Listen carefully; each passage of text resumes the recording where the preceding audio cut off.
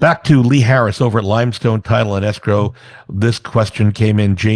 Actually, Grace has kept the deed to her home under her bed for the past 10 years. She just discovered the deed is missing.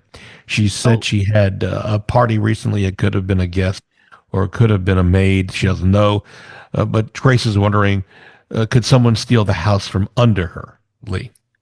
Well, I'm presuming from Grace's question that she doesn't have this recorded in the public records of the county clerk. So if that's the case and she was just holding on to her deed, then I would suggest that she quickly remedy that situation and file it of record, because in Kentucky in particular, it's a race notice statute. So the first one who gets there with the deed and gives notice to the public that they're claiming title to the property wins. And so if somebody were to be like, oh, look at this, I can draft a deed for this property and I can go run it down to the courthouse, then they might not be a bona fide purchaser, but she would have to unwind that and unpack that.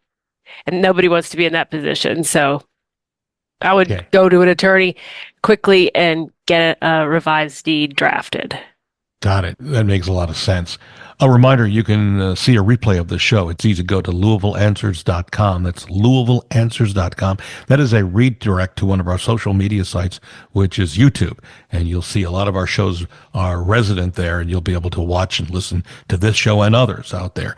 And a reminder also that if you'd like to see what people are saying about our Sokoler team, we're really proud of our reviews.